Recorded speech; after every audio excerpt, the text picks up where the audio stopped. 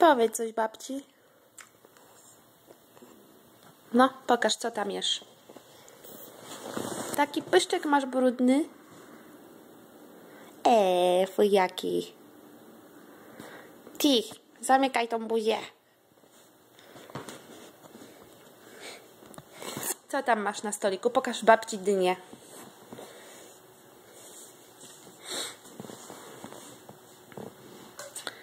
To jest co? Co to jest? Wiadereczko? A kogo to jest wiadereczko? Na co jest to wiadereczko?